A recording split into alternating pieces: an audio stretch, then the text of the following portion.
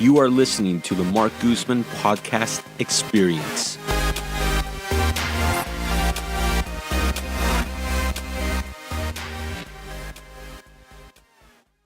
On this episode of Real Realtors, we have Felicia Mares, who's a brand new agent, only got her license 4 months ago. And I find talking to brand new agents very intriguing because of, I was a new agent myself at one point, and I started real estate when I was 18, and the challenges I faced back then are completely different to the challenges that brand new agents face today. And I know, and I run into so many people on a day-to-day basis that are always talking about they're thinking of becoming a real estate agent and getting involved in real estate, or they might be a real estate assistant and they want to get their license and become an agent. And I run into these people all the time. And so I really wanted to do a Real Realtors episode where we focus around a brand new agent and the challenges that they face and how they're working toward becoming successful in an industry that's completely brand new to them. So I'm excited for this episode. Lots of good information. Some very big key takeaways is you have to be confident in your business and in what your ability is. You have to be confident. And then marketing too, some very unique marketing tactics that we talk about later on in the podcast. So I'm excited for this episode and I hope you enjoy. My guest today is Felicia Mares. She's a realtor who just got licensed in the last 4 months, actually in June of this year, and she is brand new to the real estate industry. So we're going to focus on a few topics today of what a realtor needs to do to get their business going in the first few months. So thank you for being on the podcast. Thanks for having me, Mark. So you're with a broker that I know pretty well. I actually met Kamryn back in 2011, I think, 10 or 11, when he was the YPN chair for the state association. Yeah. So I know you're with Abio properties. Abio, yeah. Abio. No, it's okay. Nobody can pronounce it. But he's a great broker, very knowledgeable guy. So I know you're learning quite a bit from him, right? Yeah. I got super lucky. I actually knew him before I got into real estate. And so when I thought about getting in, I hit him up and I'm like, what do you think? I'm thinking about it. And he's like, hell yeah, girl. Like, come join my team.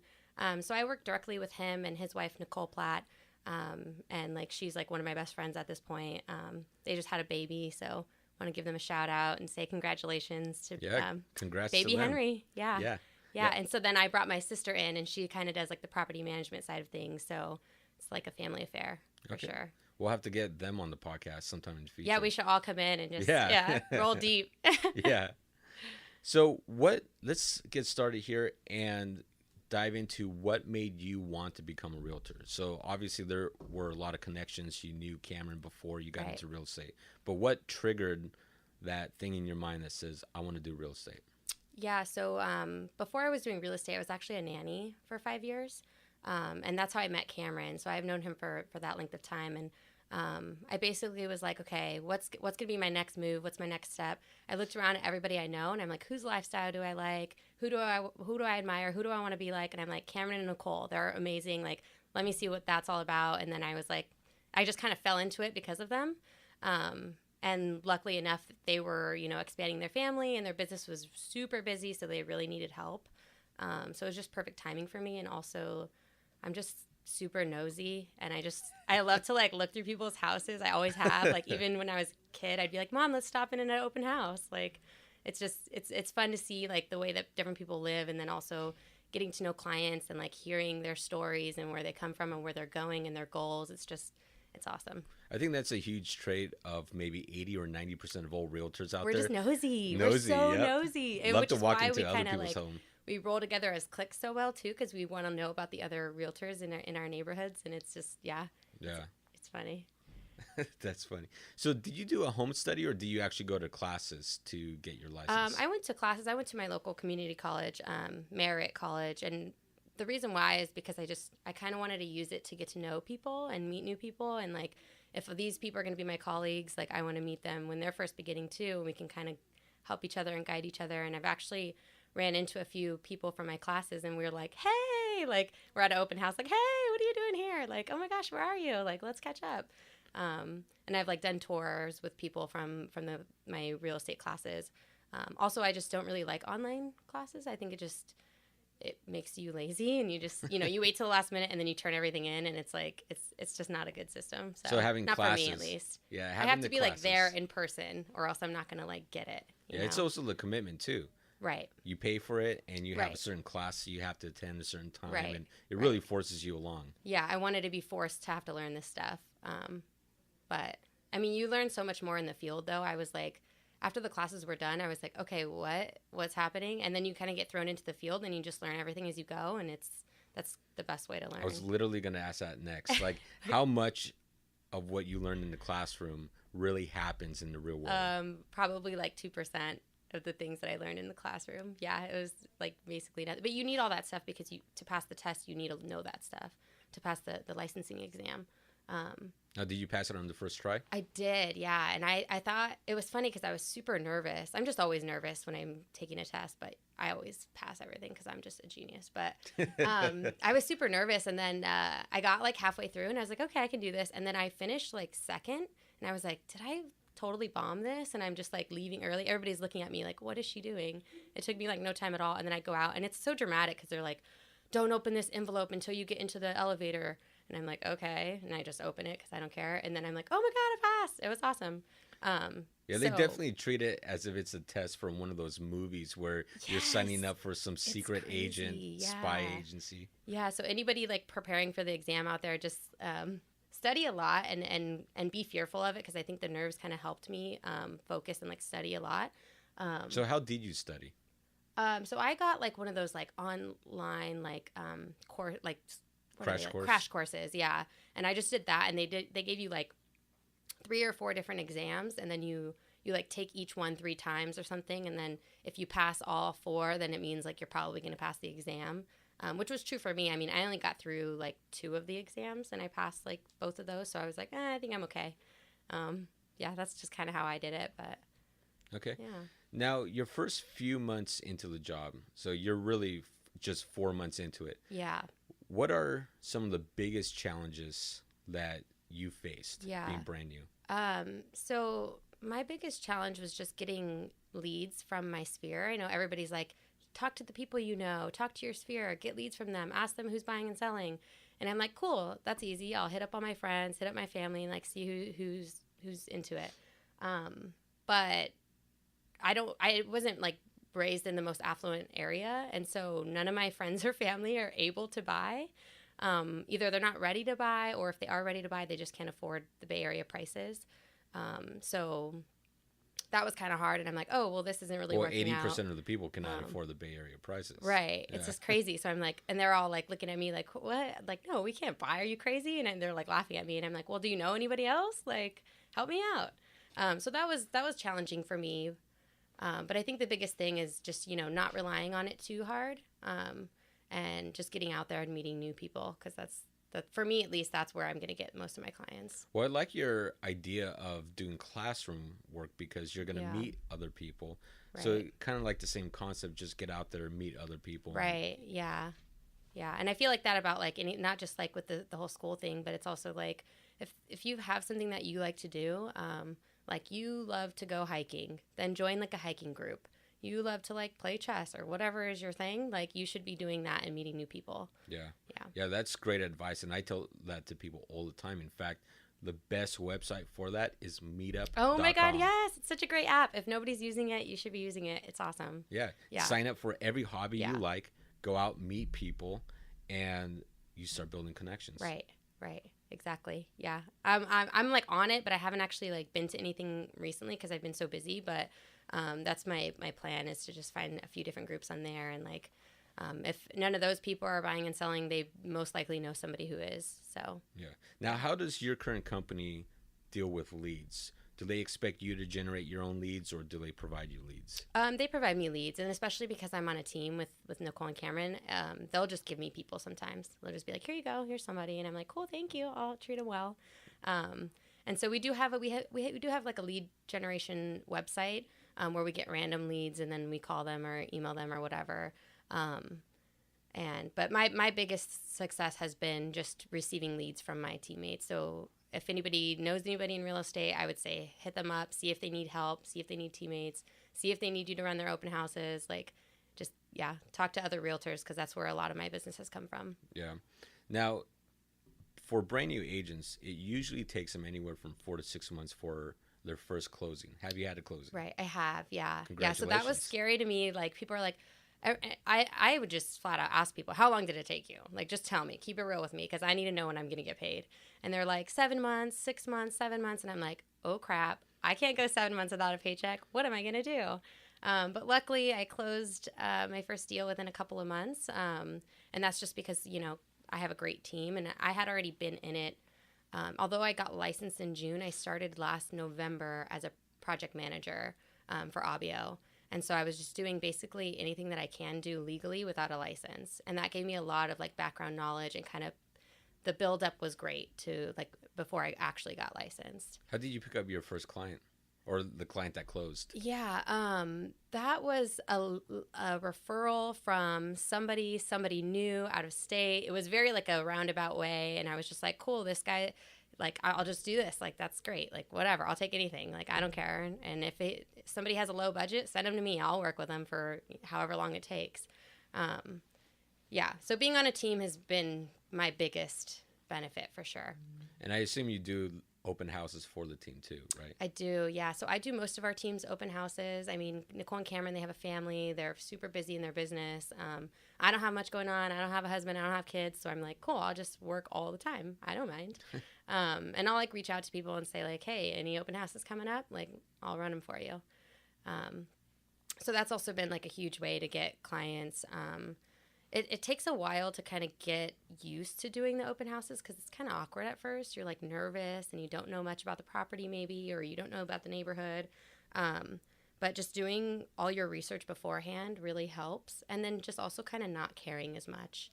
Now, the research, do you research just a property? Do you research maybe the neighborhood as well? Yeah, I look at like past sales in the neighborhood over the past like 6 months or so. Make sure you find out what sold last in the building. If it's a condo, that's huge. At least get like a summary from the HOA of like, the certain rules. People will definitely ask you like, are there pets allowed? And you'll be like, I don't know. So yeah, I researched the house, the property, and the neighborhood. Yeah. Okay. Well, congratulations on the first closing. Thanks. Within a few months. I mean, that's huge. I mean, Yeah. like what you found out, it literally takes about an average of 6 months to get that Right. first closing going. Yeah. So that was awesome. I was super excited. Everybody's like, "Wow, already? Like that was fast." And I'm like, "Thanks." My first offer I ever wrote was really scary, because it was for over $1 million, and it was my first one. And I'm in the office like, like somebody help me, like somebody read this over. And of course, my teammates are all like over my shoulder, like reading everything that I'm writing and double checking everything. But it wasn't as hard as I thought it was going to be.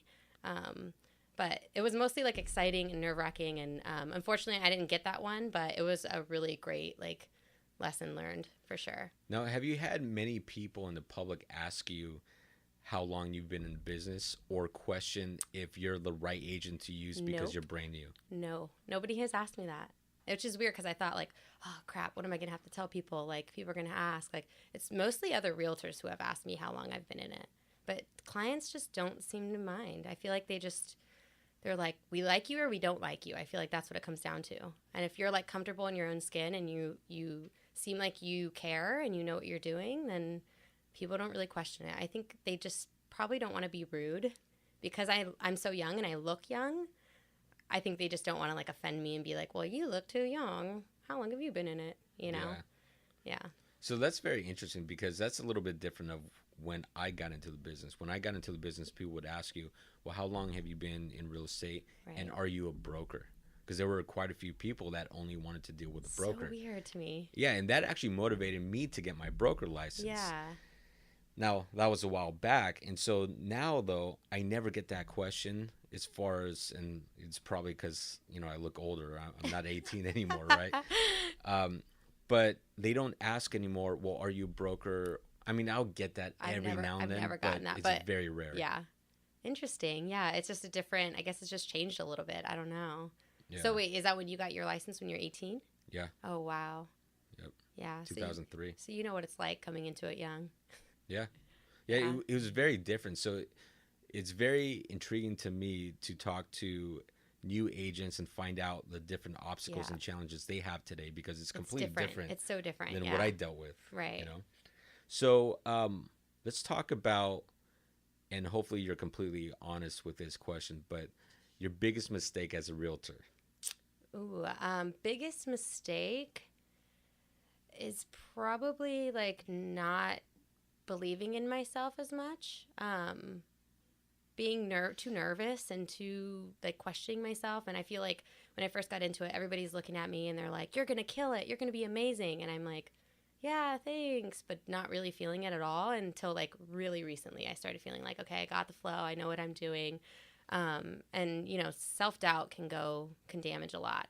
And so I feel like I was too nervous to like ask for help or like admit when I didn't know anything. Because it's kind of intimidating when clients are asking you these questions and you're like, I have no idea what you're even talking about. But that's what I think like new realtors really need to understand, is that it's okay to tell your clients, you know what, I don't really know that right now, but I'm going to get that information to you by the end of the day today. Yeah. And then hit up people you know and ask them, what are my clients even talking about? Yeah, 14 years later, I still do the same thing. I mean, you're not going to know every single thing. Right. And you're going to run into scenarios all the time. You can't. Yeah. So you just have to like get over it. Like you can't know everything and you can't be a know-it-all. So how did you overcome that lack of confidence at the beginning? Oh, it's just trial and error. It's just like feeling nervous and then getting in my, like, you know, messing something up. Like, oh, I totally just like said that, even though I'm not even sure if that's a real thing. And then I get in the car and I'm like, idiot, like, why did I say that? And so it's just trial and error. And then I'm like, okay, next time I'm not going to say that. I'm going to say, I don't know. And I'm going to find out for you and I'll get back to you. Yeah. So if you can go back 4 months to when you got licensed, what would be the number one thing you would say? To myself? To yourself. As cheesy as it sounds, it's just like believe in yourself. Like if everybody's telling you you're gonna kill it, everybody's telling you that, you probably are gonna be okay. Yeah. So right now there's a lot of talk, and were you over at Inman Connect back in August in San Francisco? I was not, no. So big real estate conference, and one of the things they really talk about is broker support for agents.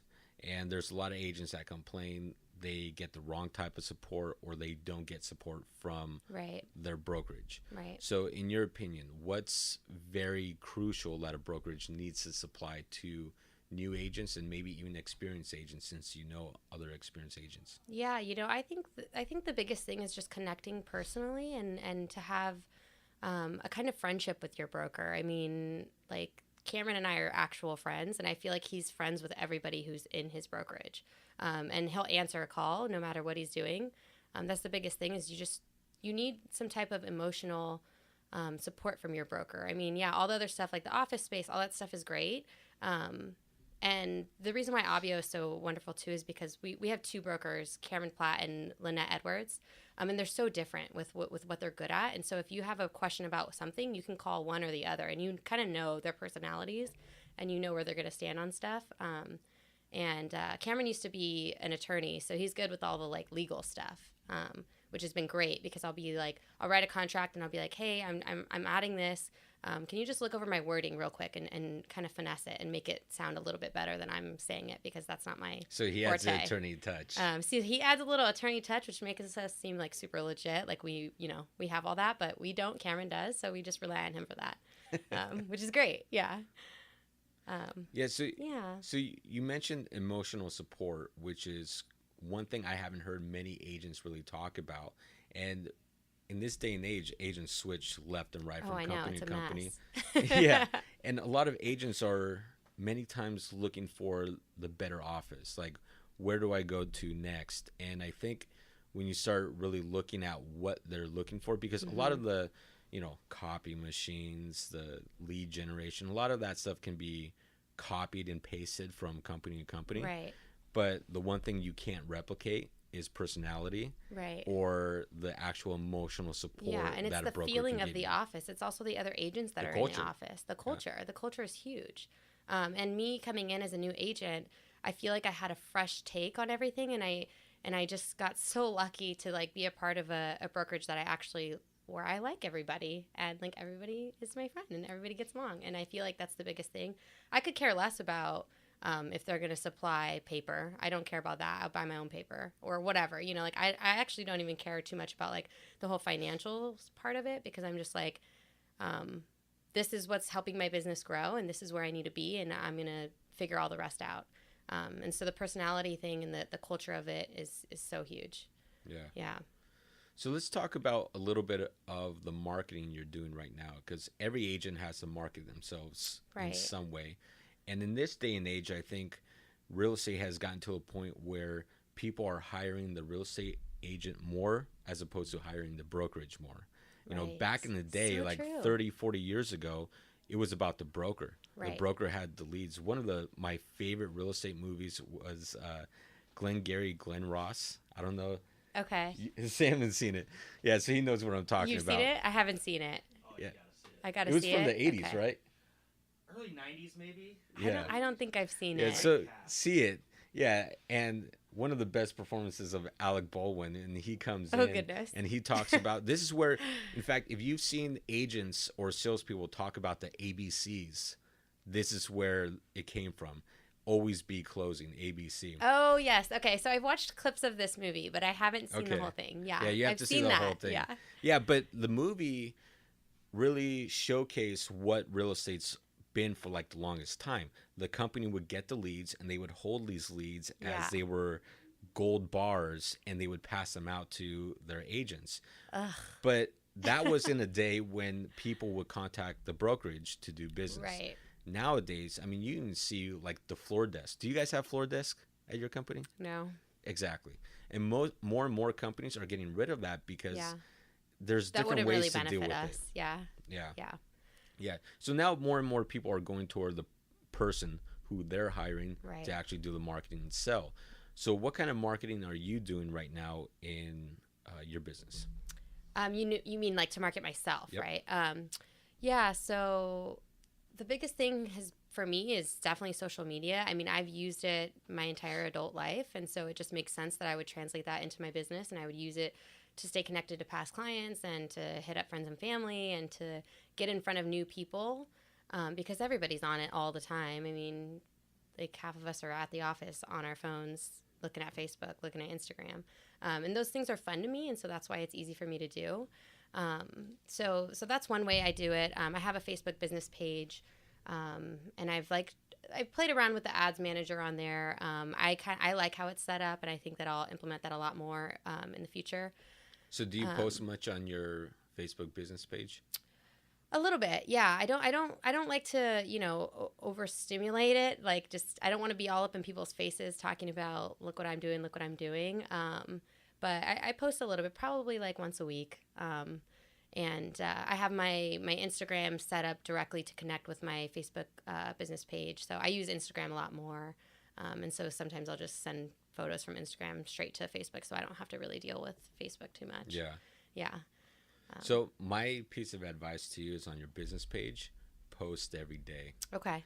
Because the way the algorithms work, if someone is not interacting with your business page on a daily basis, they're going to see maybe 10% of your overall posts. Right. So if you're only posting once a week, they'll see something maybe once every 10 weeks. Right. So yeah, Facebook is finicky. It's a big system to learn, and it takes a lot of time to master. So I haven't really figured all that out yet. I mean, I just created my business page like maybe 2 weeks ago.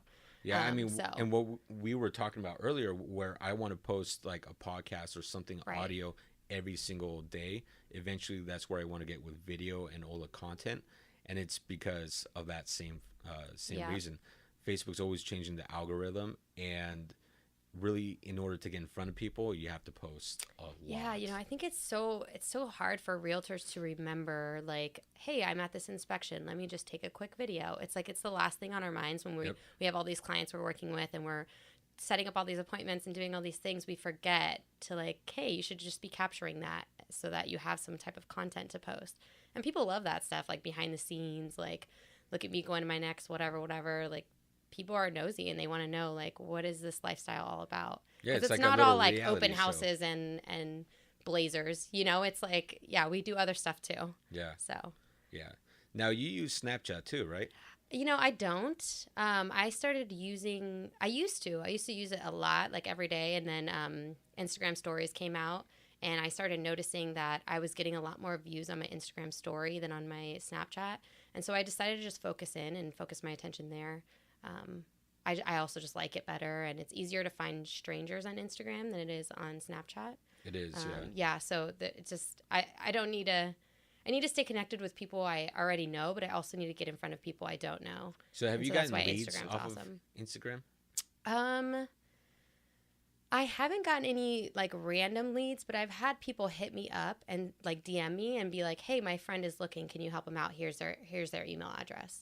Oh, And that's so a I've lead, gotten though. leads. Yeah, that's Not, a lead. Yeah, that's like, you know, people are referring me to people just because they see me posting, and people aren't afraid to, like, when I post on my story, I get like messages all the time, like, "Oh my gosh, what's it gonna sell for?" Or update us when it goes pending or whatever. Like, people just love to see it. Yeah. Yeah. So I've definitely gotten some leads on there, which is awesome. I try to tell people all the time, get on some kind of social media. Yeah. Now, It's like pulling teeth for some people. It is. I'm like, get with the program, guys. well, the biggest problem is a lot of people don't know what to post. Right. What Or too self-conscious about what you're posting. That's the Yeah. other thing, too. But what you said really hit the nail is that just document what you're doing. Right. You're at an open house, you're at an inspection, take a photo, take a video, do a quick Instagram story. Right. And that's what people want to see. People want to see the behind the scenes Yeah, of the what action we do. shots. Yeah. Yeah. I mean, even if, you know, there are days where we're just spending the whole day in the office because we have to catch up on certain things. Do like a little tour of your office, or like take a quick picture of like all your messy papers and be like, I'm a mess. You know, like people like to Yeah. see the real, like, yeah, I know how that feels to be at the office and you're like so tired and you need a coffee and blah, blah, blah. Yeah. Half the Makes people you, are like, messy relatable. people too. Yeah. Yeah. Exactly. Now, do you do print media as well? So I'm working on like sending out my first mailer right now. And Abio is awesome for like, they're kind of setting me all up on it. And, they do like really cute style. It's not like a cheesy, like, I want to steer clear of like anything that's too like cheesy. I just want to be like at least a little bit different and a little bit edgy. So I'm writing that up now, and I'll send that out. So I'll have to let you know how my first experience with mailers goes. Okay. Like, So how are you trying to be a little different? it's just, and you can't edgy? be like, you can't just have like a picture of like the house and be like, and like, you know, my picture on it, like thumbs up, like, hey, hire me, you know, like you have to think of the way that you word things. Visually, it's super important. You have to put something on there that's like eye-catching. And we have a great marketing team who kind of handles that for us. So yeah, that's where I'm at with that. But besides that, like, I haven't done any, like, what else is there? Like, There's mailers, flyers. Yeah. I know some people do billboards. A few people do custom A-frame signs, bus bench ads. yeah, no. And I don't know if I'm going to end up doing any of those things. I don't know. Like, what's your experience with, like, billboards and, like, bus benches and, Mine- like, those grocery store, like, Oh yeah. the divider things that you yeah. put on the, yeah. Yeah, my experience with that stuff is it still works to a certain extent, but the cost is also way too expensive, Yeah. you know? Yeah. Because if I'm going to spend, you know, I'll take mailers because it's very easy to compare that because of postage, right? Mm-hmm. If I'm going to send out 500 mailers, Right. what's that going to cost in postage? Maybe $200, Right. Right? Plus the cost of actually getting it printed, which that's gotten very cheap these days. So it's still going to cost me let's say $250, right? Well, for $250, I could target that neighborhood Oh my on gosh, so Facebook. true. And for $250, I can have, well, actually for $20, I can target the entire neighborhood. Right. If I wanted to spend $250, I could probably target the entire city and really get people showing up to the open house that Right. way. If instead of doing mailers to Totally. but again, So my the mailers still work though. yeah. You I know- mean, you're still getting in front of people, and Yeah, like, it just costs even more. if they're just throwing it away, they're at least holding it in their hand for a second, and they might see your name, and then they'll throw it away. But my plan with the mailers is to send out the mailers, and then once those are in the mail, also target, because I'm targeting like a huge complex. And so I want to be the realtor that lists in that whole complex. And so I'm going to target them on Facebook while their mailers are in the mail so that they'll get hit in 2 different spots. I'm just like, if you're going to do it, then just do it all over do it right. And then, but I'm not going to probably get like a billboard or anything like that, because I'd rather pump that $1,000 or whatever it is into Facebook ads. Yeah. Yeah. And I used to do mail marketing, like farming, and I would send out 5,000 letters every single month. Oh my gosh. Now that works. Yeah. Right. And if you get 1 or 2 deals per month off of it, it works and it pays itself. Yeah, that's worth it. But the kind of money I was spending on that going online, you make way more. Right. So it still works. Yeah. Your return on investment is just not as high. Right. You know, what I would probably check for you, if you want to do like specialize in a condo, most condos will have some kind of bulletin board. Yeah. And they'll post things about events and that sort of thing. You may want to see about posting some kind of little postcard that has your contact info, but then it advertises a local event going on in the neighborhood. Smart. So that you're not advertising the next condo for sale. You're not advertising your real estate services, but your name and website's right there. Right. And then it shoots them over to your website. You blog about the local event going on, and then that's how you get them online. Yeah, because you have to like provide that value. If somebody's not looking to sell right now, then you provide no value to them. Yeah, and you'll be surprised how many people that live in condos look at the bulletin boards. Right? Yeah. Because people are nosy. That's the... Yep. Yeah, and usually they're right next to the mailboxes. Yeah. Yeah. That's a good idea. So where do you see yourself in 5 or 10 years? Do you still... I know you're brand new in this career, so I know you see yourself... Yeah, be easy on me. I know you see yourself in this career in 5 or 10 years. Right. But what's the ultimate goal for you right now? The ultimate goal, 10 years down the road, is I want to own a bunch of properties, and I want to have investments, and I want to set myself up for retirement for sure. I haven't thought too much on it, but I'd love to flip some houses and get in there and get dirty and make some real investments. But I haven't thought too much on it because I'm so new, and I need to focus on what I'm actually doing for the next year, not 5 or 10 years down the road. But I definitely still see myself in real estate in some capacity. And Kamryn was like, well, of course, you're going to get your broker's license. And I'm like, actually, no, that's not in my plan. But who knows? In 5 years, I'll probably end up saying I want to get my broker's license. Yeah. It definitely changes every year. That's what everybody says. Yeah. And I'm like, we'll see. Yeah. Stay focused, though, on buying properties. Okay. That's a big deal. Yeah. That'd be huge for me, for sure. Yeah. Okay. Well, that's the time that we have today. So I want to thank you for coming on to the podcast. And it was a lot of fun. Some great info that I think a lot of people thinking about getting into the business. Yeah, I hope I helped somebody out there. Yeah, for sure. And if anybody is looking for more advice, just hit me up, and I'm always happy to talk shop. And what's your phone number? You can reach me at 510-375-2344. Perfect. And do you have a website already? Yeah, you can just hit me at FeliciaModis.com. Perfect. So we'll go ahead and link you up on the description podcast and all that stuff. Yeah, thanks so much, Mark. And Sam, thanks for producing. Of course. Yeah, thanks. All right. Thank you so much for listening to the podcast. Thank you to Sam Lubman for doing an awesome job getting this podcast produced. Thank you to Felicia Modis for coming on as a guest on the podcast of Real Realtors. And we are going to link up her website, contact information in the description. So make sure to go give her a follow. Go follow her on Instagram. She's got some great, fun stories to follow. So definitely go give her a shout out. And again, thank you for listening to the podcast. Make sure to subscribe. Give us a rating on whatever platform you listen to, whether it's iHeartRadio, iTunes, Google Play, Podbean, whatever you listen to the podcast on. Please go give us a rating and make sure to subscribe, like, comment, and share. Thank you. I really, really want to thank all of you for listening. It means the world to me, and I hope today's episode provides you value in your day-to-day life. I created this podcast to help showcase the many great people that live in this world and help share some knowledge that I've learned along the way in life. Again, thank you for listening. Check out our sponsors, and I'll catch you on the next episode.